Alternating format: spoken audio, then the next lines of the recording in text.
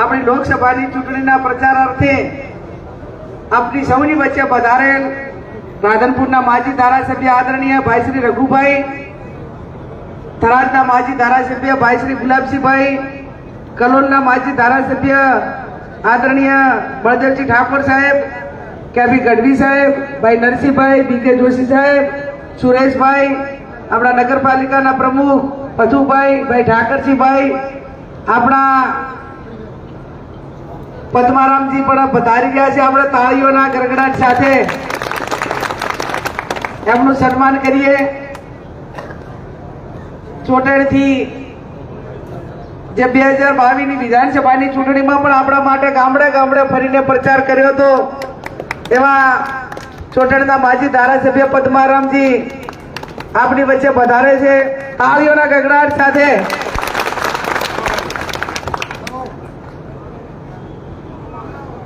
આપ સૌ વરિષ્ઠ આગેવાનો, વડીલો, યુવાન ભાઈઓ અને બહેનો, તમામ યુવાનોએ જહાંગીરી હોન્ડા રેલીનું આયોજન કરીને બુલેટ ઉપર બેસાડીને છેક લખાપીર દાદાના દર્શન કરીને વાવની બજારમાં થઈને મહારાણા પ્રતાપને, રૂડાબાને એમને પુષ્પાંજલિ કરીને છેક અહીંયા આપણે વાવ લોકનિકેતન ખાતે સભાની અંદર આવ્યા છીએ. ત્યારે કેબી સાહેબે વાત કરી, ભાઈ ઠાકરસિંહભાઈએ, આપણા આગેવાનોએ વાત કરી. વાવ વિધાનસભાના, વાવ જિલ્લા પંચાયતે કાયમી કોંગ્રેસનો ઘડ્યો છે. હું બળદેવજીને કહેતી હતી કે બનાસકાંઠામાં જિલ્લા પંચાયતની સીટ વાઇઝ જો લીડ કાઢવાની થાય તો સૌથી વધારે આ વાવ જિલ્લા પંચાયતની લીડ છે. વાવ વિધાનસભા તો છે પણ જિલ્લા પંચાયતની સીટનું નામ પણ વાવ છે અને આ હંમેશા કોંગ્રેસનો ઘડ્યો છે. ત્યારે આપ સૌને મારી બે હાથ જોડીને વિનંતી કે આ વાવ વિધાનસભામાં લોકસભાની ટિકિટ પણ આપણાને 75 વર્ષે પહેલી વખત મળી છે. આ વારો આપણે છેલ્લા હતા ને એટલે આમ થતું શીખ દાદાથી ચાલુ થયું એટલે અનુક્રમ પ્રમાણે હવે વારો 75 વર્ષે આટલે હવે પહોંચવું છે અને એ માંડ કરીને પહોંચવું છે.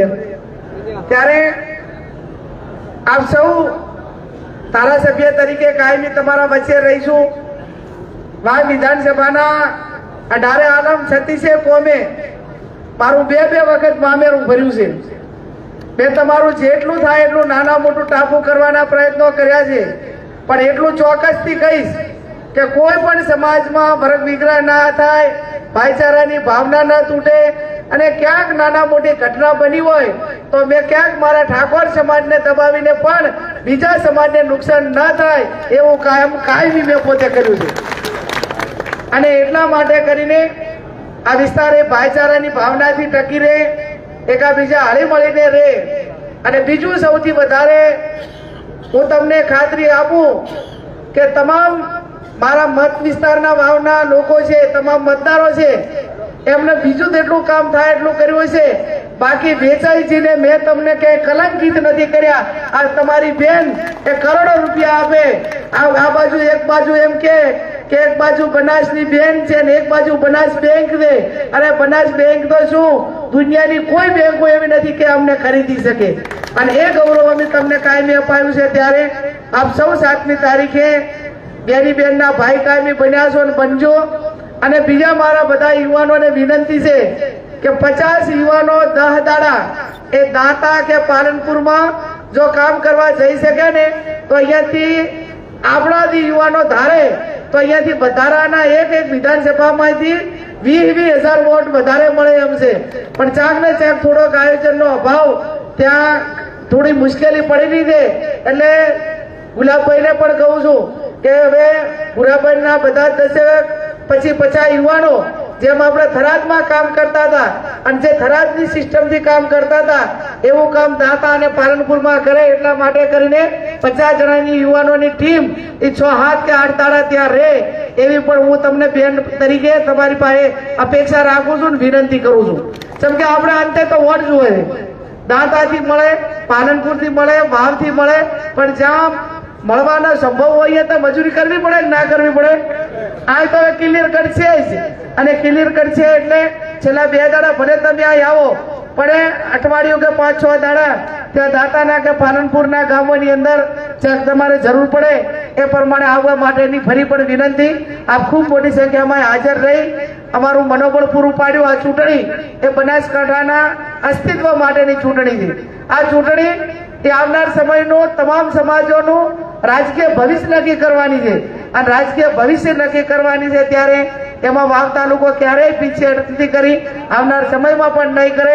અને આ મારો પોતાનો હોમ ગ્રાઉન્ડ વાળો તાલુકો. આમ તો કેપી સાહેબ ના બધા બીવડાવતા હતા કે બેન આપણા વિસ્તારમાં શું થાય, આપણા વિસ્તારમાં શું થાય, પણ આજે બારકાની મીટિંગ, આ તમારી વાવની મીટિંગ, હજુ તળાવ ને ઢીમાની મીટિંગો છે, એ જોતા મને એમ લાગે છે કે હવે કોઈ ચિંતાનો વિષય મને લાગતો નથી.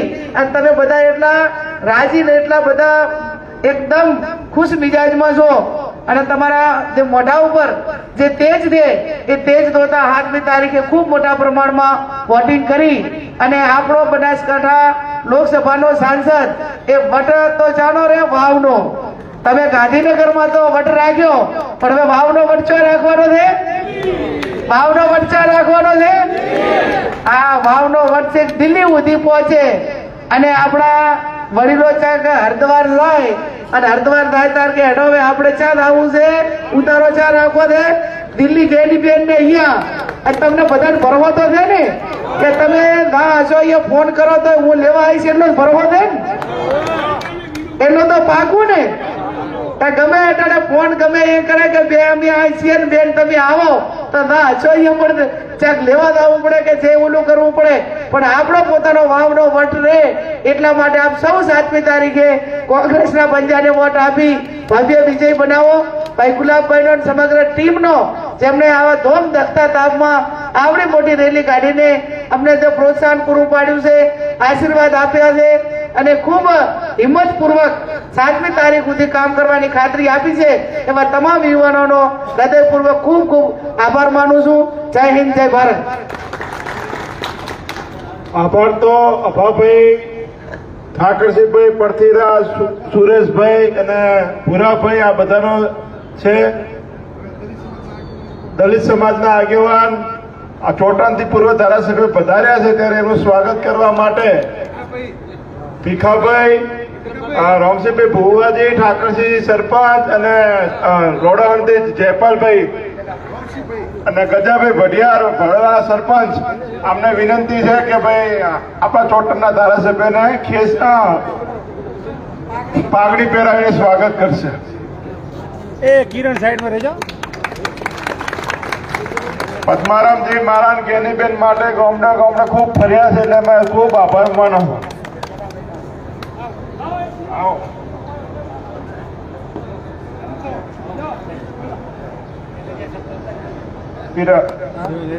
સરડિયા સાહેબ.